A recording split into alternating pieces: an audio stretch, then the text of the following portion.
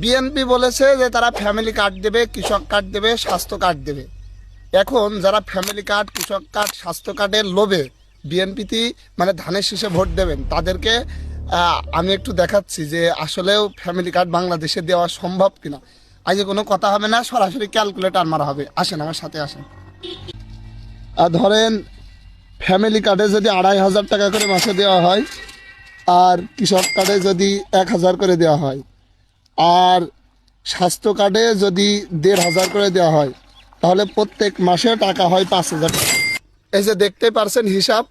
তারা বলেছে যে টোটাল তারা 4 কোটি পরিবারকে ফ্যামিলি কার্ড, কৃষক কার্ড, স্বাস্থ্য কার্ড দেবে। এখন 4 কোটি পরিবারকে যদি দেয়, তাহলে পরে আমরা আর একটা হিসেব করি যে 5,000 টাকা করে মাসে আসছে, অর্থাৎ ফ্যামিলি কার্ড, কৃষক কার্ড আর স্বাস্থ্য কার্ড মিলে 5,000 টাকা করে ধরেন যে আপনার একটা পরিবারকে দিল। তাহলে পরে 4 5 20, অর্থাৎ এক মাসে 20,000 কোটি টাকা বিএনপির মানুষকে দিতে হবে। এইবার আসেন যে হাসিনা যে পদ্মা সেতু করছিল, পদ্মা সেতু তো জানেন আপনারা। পদ্মা সেতু আমরা একটু ChatGPT-র কাছে জিজ্ঞেস করেছি যে পদ্মা সেতুর মোট বাজেট ছিল কত কোটি টাকা, একটু দেখাও। পদ্মা সেতুর মোট বাজেট ছিল প্রায় 30,193 কোটি টাকা। আচ্ছা, এইবার এই পদ্মা সেতু করতে হাসিনার কত বছর সময় লেগেছে? আপনারা বলেন যে কত বছর ধরে হাসিনা এই পদ্মা সেতু করেছে।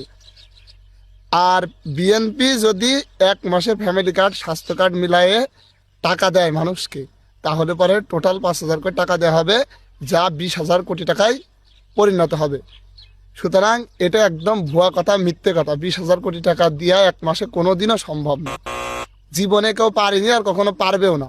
তাই এই ফাও লোভে পড়ে ধানের শীষে ভোট দেওয়ার দরকার নেই। প্রার্থী বুঝে ভোট দেবেন, যোগ্য ব্যক্তি বুঝে ভোট দেবেন। এটাই আপনাদেরকে বলবো। ফ্যামিলি কার্ড, কৃষক কার্ড, স্বাস্থ্য কার্ড হাসিনার 10 টাকা কেজি চাইল খাওয়ার মতো কিন্তু হয়ে যাবে। এখনো সাবধান হন। ফ্যামিলি কার্ডকে না বলুন, কৃষক কার্ডকে না বলুন, স্বাস্থ্য কার্ডকে না বলুন।